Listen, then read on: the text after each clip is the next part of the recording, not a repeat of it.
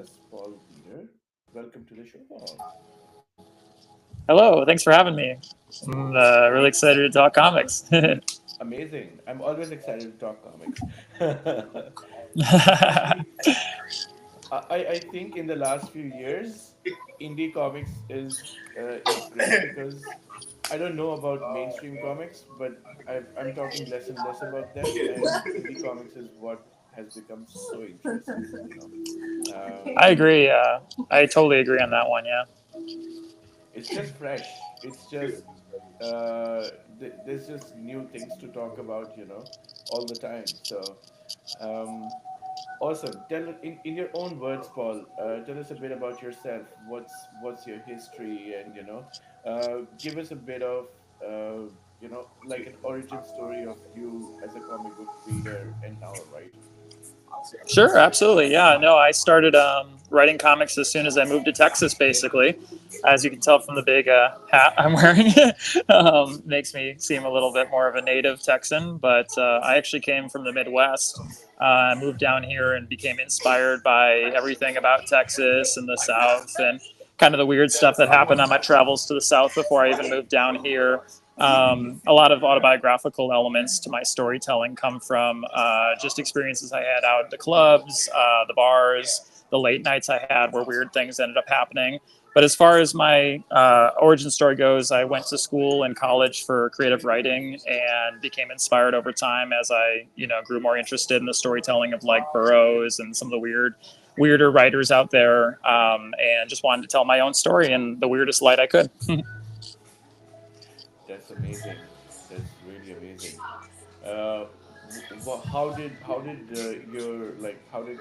pique your interest? Like, did you read a lot of comics growing up, or like, are there any like, what's the background of that? Yeah, so as far as comics growing up, I would say I was always a big fan of like the basic Marvel stuff, Spider-Man, Amazing Spider-Man, and a little bit of Batman, a little bit of DC as well. The majority of my comic reading wasn't too off the grid. It wasn't a lot of independent stuff or underground stuff just yet. But that got me into the formatting of like a visual storytelling kind of scope. And when I went to college, while I formatted a lot of my stuff into creative writing in the sense of like prose and fiction, I really liked the visual aspect of storytelling via screenplay writing and storyboarding, essentially. And while I had a lot of fun writing poetry, screenplays, things like that, I think comics was the best meld of my interests, both visual and writing format wise. Because I thought that comics told a visual story without actually having to shoot something on film, or just use your imagination straight up through what you're reading on the page. It's one of the best formats for visual and writing elements. That's true. That's I 100% agree on that. Yeah. There's it's not even funny like how hard it is to write a scene where you have to write some exposition and do some world building without like it, like without distracting a reader, and like going, oh, this is like too many words, and Yeah. it's actually harder for the writer to write less words and still convey that information No, visually. it's true. uh, yeah. And you actually have to really trust. For me, as the writer of Lost in Tarnation, my comic series, you have to really trust an artist when you're not the artist. You have to do a lot of working with someone who is bringing the visuals to life, because just like a screenwriter would work with a director or a storyboard artist, when you have full control of your prose in a book form, again, you rely on the imagination of the reader. But when you're writing a comic, you do have to create the visuals needed, and how do I put it? Send those to your artist, or portray them in a way that the artist would really understand and bring them to life. And I think my only downside of being a good comic book creator and a good writer is I just cannot put pen to paper. I'm terrible at it. So, I have a lovely artist I work with. He's fantastic, and we've been working together for the last 2.5 years. He gets my vision entirely. Oh yeah, that's amazing. If you find an artist who suits your style that you envision, and and you're able to work with really well, there's no looking back. To be be honest. Like, Absolutely. Yeah, I wouldn't trade my artist for the world. I haven't actually met him. That's the crazy part. His name is Jorge Gabato. He lives in Argentina. We've never had the pleasure of meeting before. We oh just, wow, connected. We actually connected on a kind of a forum, and I spitballed my stuff just like a screenwriter would spitball a script to a director, and that's how it started. And we mostly just have text correspondence. We very rarely speak on the phone or via video. He just kind of is very tuned into the direction I want the story to go in and everything. yeah, yeah, yeah. No, that's fantastic. Yeah. Somehow, his art style reminds me of Ralph Steadman's art. Do you know do you know who Ralph Steadman is? I actually do not know. You'll have to educate me. Sorry.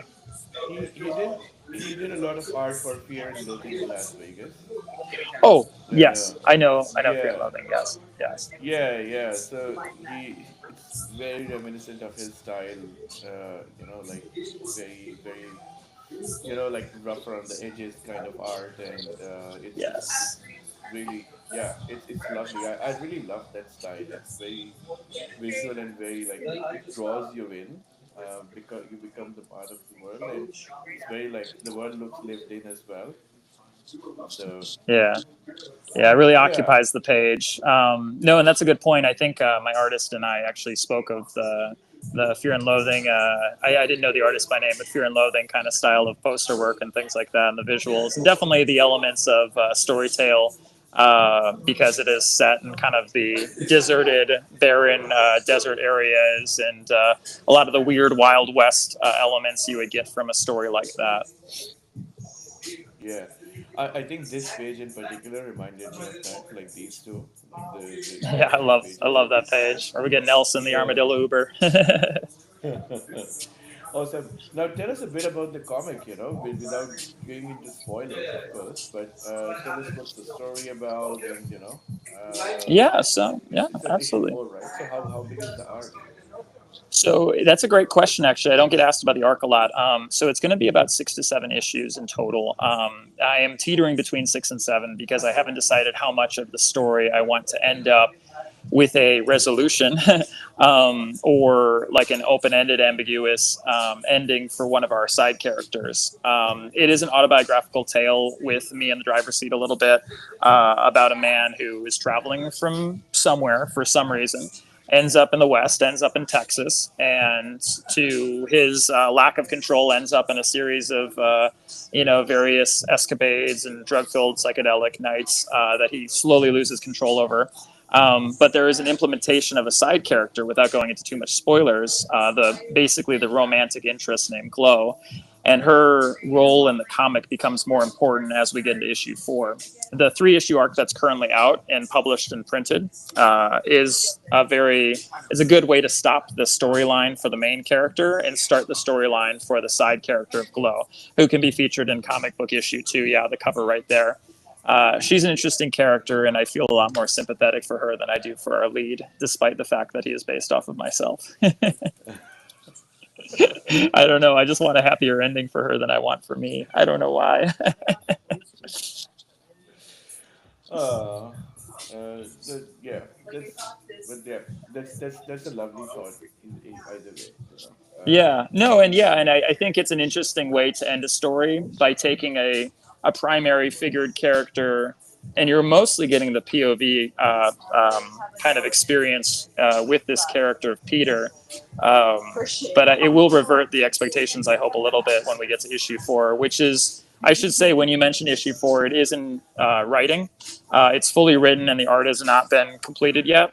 And there will be a Kickstarter by the end of the year for it because we have the new publisher with Apollo City Comics. Now that they're on board, they're going to help me promote the Kickstarter and advertise the comic a little better. oh, that's But issue fantastic four to is hear. basically it's in development still. No, that's cool. That's cool. Mhm. So in issue 4, where does the story reach? So issue 4, well, that's a little spoilery, but I guess No, then don't get into the spoilers. Just keep it I'm short. gonna no, I won't go into spoilers, but I'll go into the theme of the comic because we'll let the readers catch up to issue 3 first. But the theme of issue 4 is that we kind of delve There's a lot of, in issues 1 through 3, there's a lot of the idea of what's real and what isn't real, what's in Peter's head and what's actually happening on the ground, boots on the ground, stuff like that in real life. And in issue 4, we are going to completely dive into the dream state, dreamscape, and kind of the surreal headspace of our lead character. So without going into why we end up there, or without going into what motives his character has or anybody has in that setting, it is going to get a lot more surreal and a little less connected to reality. I'll just put it that way. Nice. Now Mm. that is very interesting to me. Yeah. So I have an example too. I don't know. Do you know Jeff Lemire and Andrea Sorrentino, who did the Bone Orchid series? Yep, yep, yep. Yeah, so they have there's this Bone Orchid series by Jeff Lemire, and it's set in kind of like a dreamscape area, like a haunted hotel, and it gets more and more blurry and disconnected from reality. And I really like her art, and I like his storytelling. So whenever I think of some of the stuff that Jorge does with the weird promotional images and posters we have of like what something that's completely like not even on Earth, it feels like the moon, and it's the moon is faces of Peter that are being morphed together, and just stuff that you would not experience in real life. I think of that comic sometimes. It's an Yeah, inspiration for me. Yeah. that's fantastic. That's fantastic. Hmm. Yeah. I think what you're also like, there's a similar show as well. I don't know if you've seen it. It's called Undone. It stars Rosa Salazar. I Oh, I don't think know I if have you've seen that one. Yeah. Yeah, the funny thing is like the way you talked about it dives into surrealism, dreamscape, and out of it so seamlessly, like it just blurs the line between reality and the surreal aspect of Yeah. it. So yeah, Well, my mom was a teacher, and she often taught storytelling and fairy tale and storytelling. And one of the terms she brought up a lot, which came from a lot of I can't remember the name of Gabriel Garcia Vasquez, I think was one of the authors, and a few other Spanish authors of the 1900s, was like magical realism, where things are happening in real life, but some of it is just a little weird or a little off. Like some of it's just too surreal to be connected to the world. It's like yeah, moments in reality that start to branch off into the unreality that are still connected to us, but yeah, they just go beyond. Um, and yeah, I like that. I like that idea. Fables almost. yeah, absolutely. And it Yeah. also it also gives you a lot of space to explore things like like mental health and Mm, all yes, these totally. situations. Like yeah. Yeah, grief is a big one because mental health and grief combined. Because without ending the arc of Peter and going into the ending of his story, what he's escaping from largely is coping with grief. I mean, anyone who gets lost in addiction, drugs, mental health relapses, and alcohol, things like that, is processing, some sort of grief, personal grief, grief from family, grief from world. And I think grief is a big element in what's taxing Peter. Amazing. Yeah. No, I Hmm. think that's a very good framework to actually explore grief and addiction. I think that's fantastic. Amazing. Hmm. So you did say issue 6 or 7, and as an aside, like, are you planning to write more like newer stories as well, like aside from Lost in Tarnation, or Yeah, I'm is really there glad you something else asked in works that. too? Yeah. Yeah, sorry, I didn't mean to cut you off, but I'm very excited because I'm glad you asked that because I just finished up a script today, and we're working. Me and my artist are working together on a story called King of Pain, King of Pain, based on the Police song, or the song by the band The Police. And I'll just pitch it for you here because there's a poster for it. It's on my Instagram, and basically it's a story of a man who, not unlike myself, autobiographical, loves karaoke. And his big thing for karaoke is that he puts on a show. And again, something is perplexing him, the need to be wanted, the need to be watched, the need to have an audience, somebody cheering him on at any time. And when he does this karaoke act, he's already goes in like a fighter in a boxing ring, and he takes the mic and he takes punches, not in reality, but he'll do like a knee slide, and his knees will be all bloody, or he'll like bang the mic into his face for audience effect, and he ends up bruised and battered and all covered in scars, and it's just because he's trying to impress an audience during a karaoke show, which is kind of like the ultimate, almost like I don't know, faux rock star persona. It's not real. It's not Yeah. real to anyone but him in his head. And the story is short. It's a short story, but it's a comic. It's about 12 pages, and I'm not going to say where it ends, but I will say that it becomes like what he sees versus what's actually happening in the audience, and the audience is obviously concerned. But Yeah. Yeah. he's not seeing concern. He's seeing cheers and giant signs that say "Go, go, guy, go, guy." But it's funny because the King of Pain is based on my own. I do karaoke pretty regularly, and my knees are often Oh. bloody because I'll do knee slides and stuff during my karaoke songs. But normally people are really into it. Normally people really like when I do karaoke, and not this character in this comic I'm writing. This character is a bit of a bit of a masochist. Wow. Wow. Fantastic. That's a brilliant Yes. idea. Oh, thank you. It's going to be a digital comic. I'm not sure I'm ever going to physically print it, but I'm going to be. I'll be producing it, and I'm not sure if it's going to get published with my publisher. It's going to be a self-published comic, as far as I'm concerned. I'm getting the art done. Like I said, script just got done today. Shortly before our call, I sent it over to my artist, and he took a look at it. We're going to start working on How it. exciting. Thank It's you. all so fresh. Exclusive for the show. Yeah. No, that's amazing. No, I always love when like I know you're working on a story arc, and like it takes a couple of years for you to get through all the issues and stuff like that.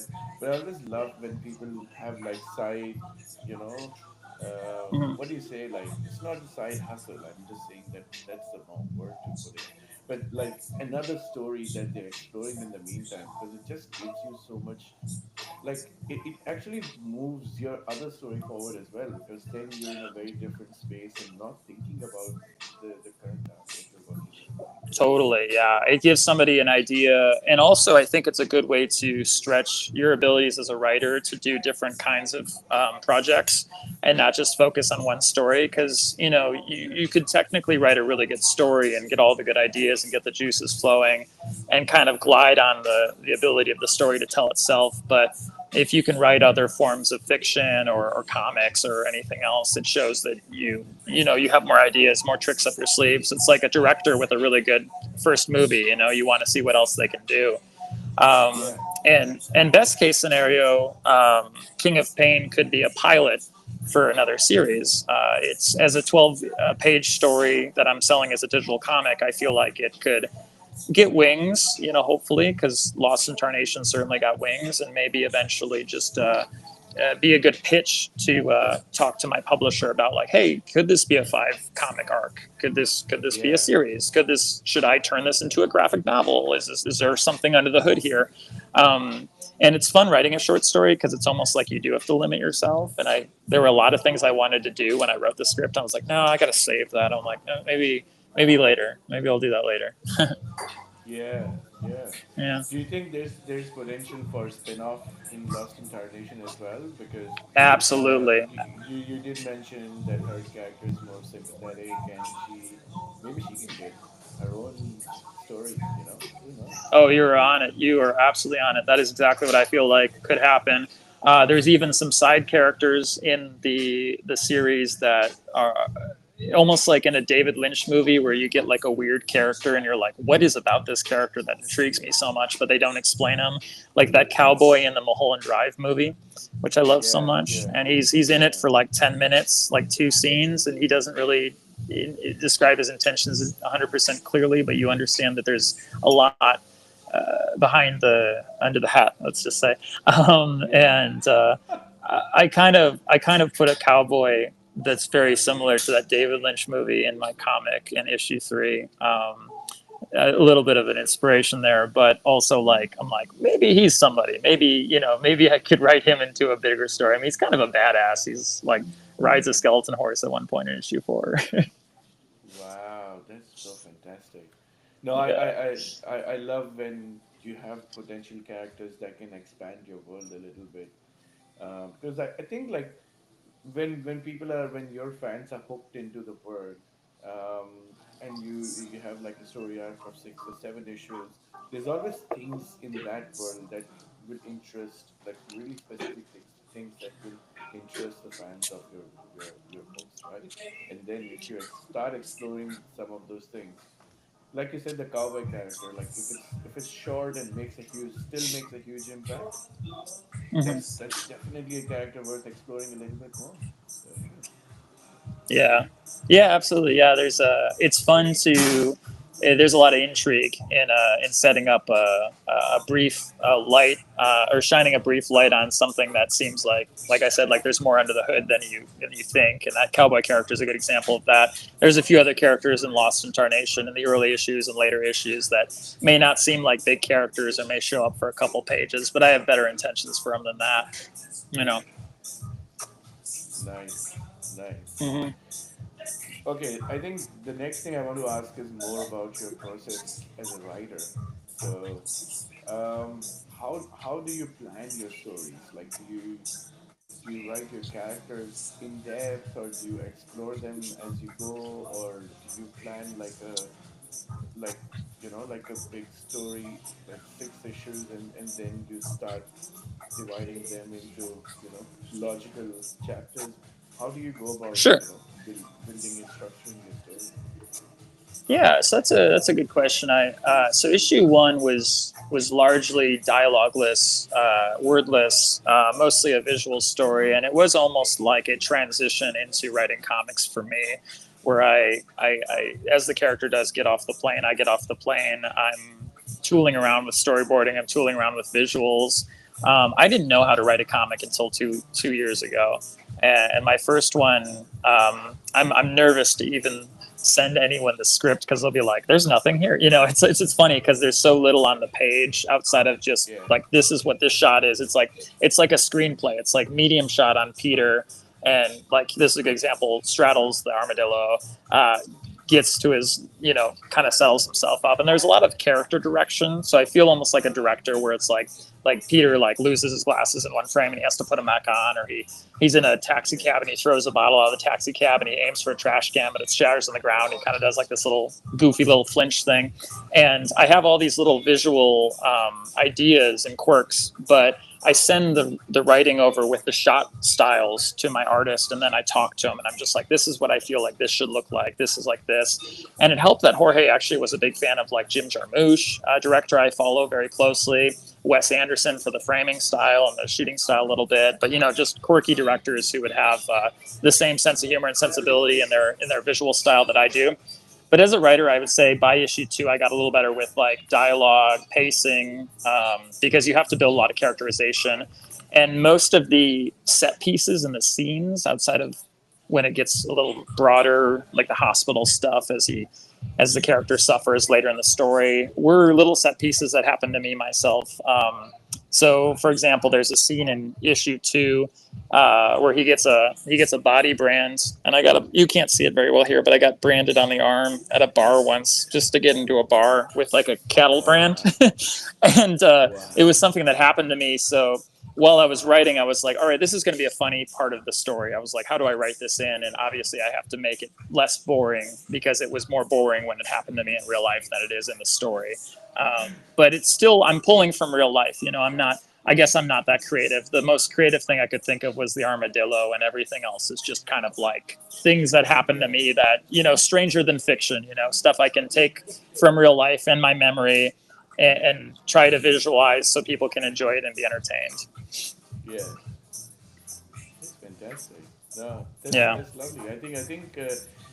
I obviously you draw from real life, make it more interesting. That's definitely one of the best ways to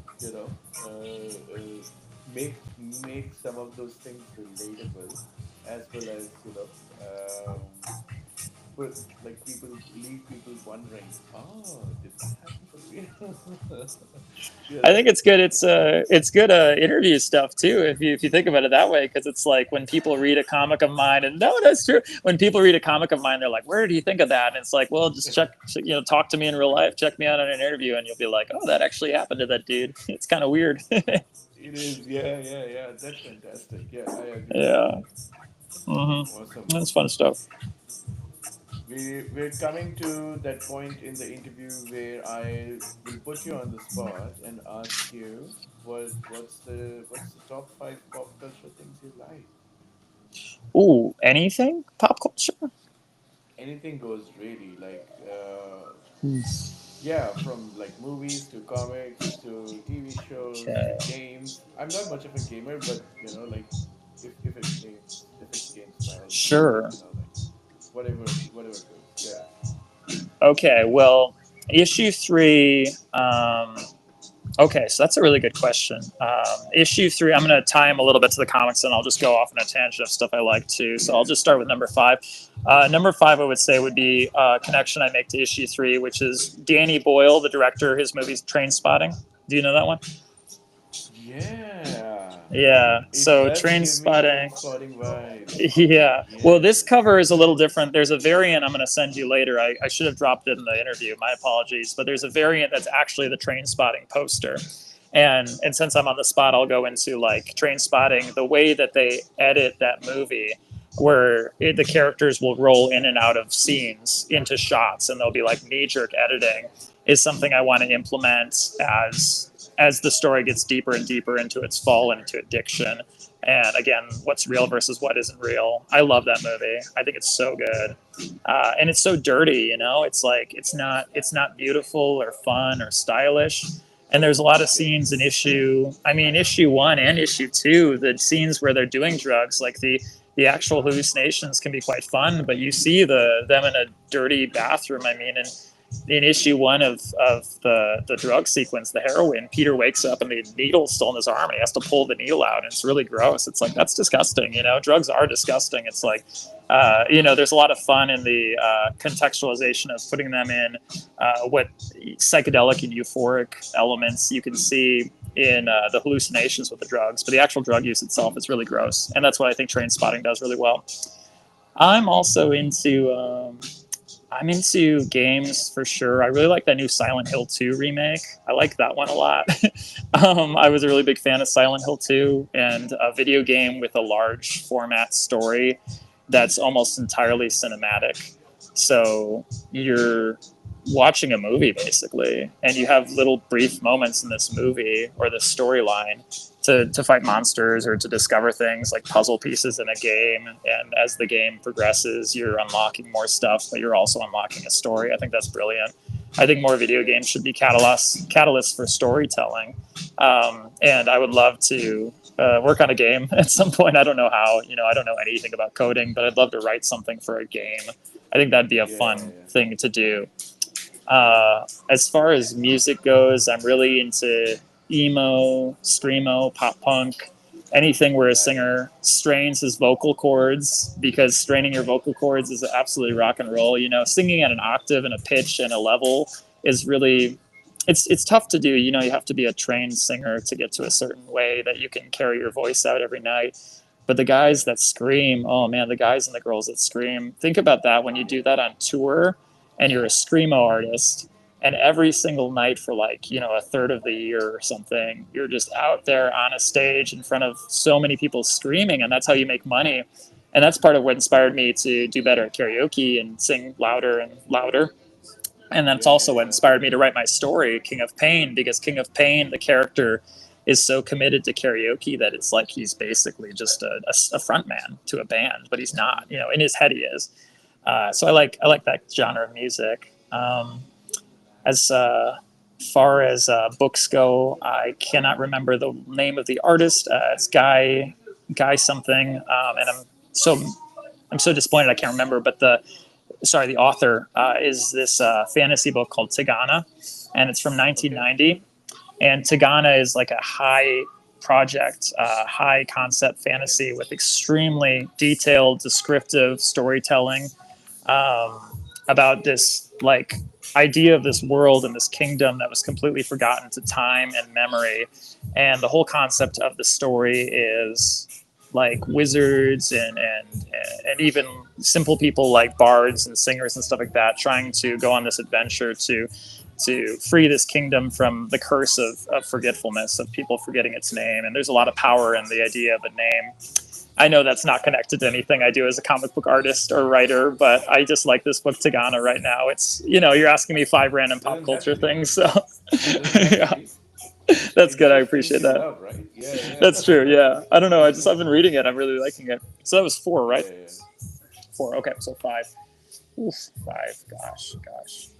I think right now, as far as number five goes, as far as comics go, let's go with comics. I'm really liking James Tinian the fourth. Anything he does, I just got to meet the guy. He's a wonderful comic book writer and creator, and he came to Austin and Austin Books and Comics, which is my store, Yeah. the comic book store I frequent. And he did Something Is Killing the Children and the Department of Truth and World Tree, which is phenomenal. And I would say, as far as pop culture goes, even though I'm not narrowing down a project to him specifically, he is like a pop culture icon. Like he's got his Oh yeah. finger to the pulse of comic book writing and creation, and he has these high concept ideas. And he went to college in Milwaukee, Marquette, which is where a lot of my friends and cousins went. And I'm from Milwaukee originally, so I have a little bit of a bias there. And I finally got to meet the guy in Austin, Texas, and I got to Yeah. meet him and shake his hand and get a picture with him and be like, "Hey, I'm a little different from everyone else you're meeting today, maybe because I'm from Milwaukee." I'm like, I'm not going to say like I'm your biggest fan or anything like that, but I told him like I like when you write Milwaukee into your stories because it deeply Yeah. connects to me, and it's funny that we're meeting here in a completely farther area than Milwaukee. Milwaukee's up in the Midwest, and Wisconsin, Texas is the Yeah. south. So, Yeah. Yeah. so it's kind of a cool connection there. I really like that writer. He's phenomenal. Amazing. Yeah. Amazing.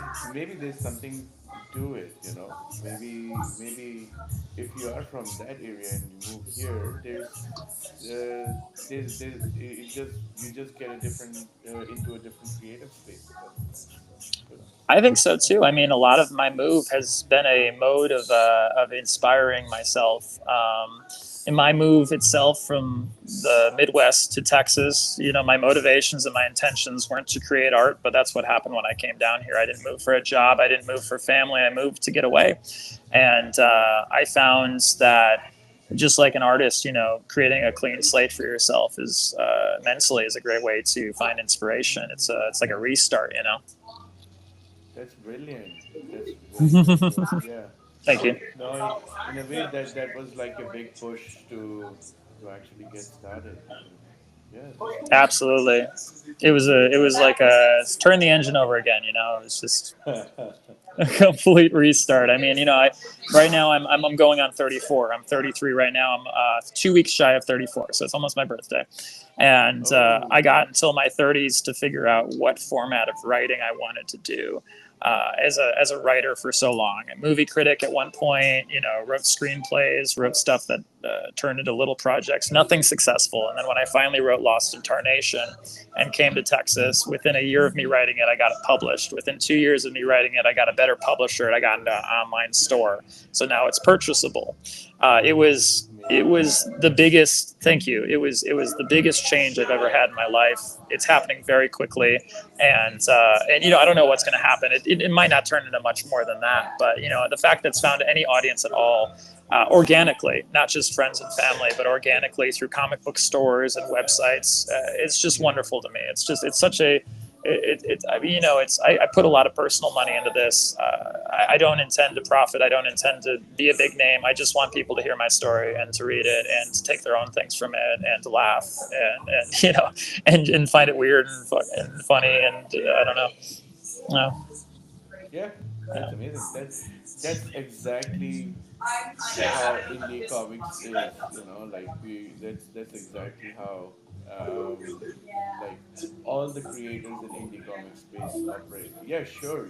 One day you're gonna get like a good Batcave deal, or like a big like good deal from like a decent publisher, and you'll or boom, or someone like that, but till then you'll take the steps to find your audience, to take put your work out in the world, and hope people read it, and people will read it. You will find your tribe, all of that. It's a bit of a grind for first couple of years, but then you get there. You Yeah. get there. Definitely a grind, that's for sure, and usually worth the effort. It's like, I mean, to see a cover or a piece of art that you really love, and to see something and to physically have something in your hands when something is printed and published, and you can read it and you can page through it and you can look back on it and read it, months later, and see what you like and didn't like. And I do encourage people to read it and give me negative criticism. Sometimes I'm like, honestly, I just like, it doesn't help me grow as a writer necessarily to just have friends and family read it. It's something else to have other people read it organically, and it is really beautiful to have someone read it organically and love it. But it's also beneficial to find people that criticize it and help you grow and change as you can get better and learn from the criticism. Yeah, yeah, I agree. That's amazing.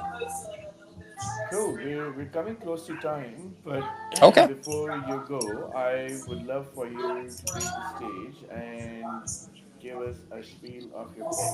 Just give an elevator pitch, give a log line, take 5 minutes. Yeah, just give your hook. Tell people why they should back your campaign and why they would love the story. Okay. Perfect. Yeah. Ready for me? Okay, cool.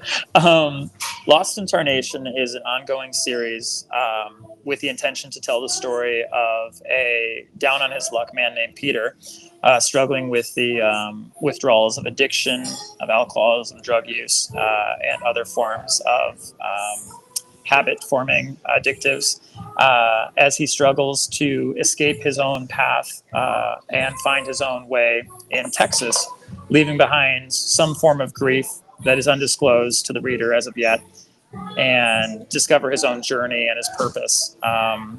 While he's down in Texas, he stumbles upon many people who have various intentions of helping him or misguiding him that we do not yet understand.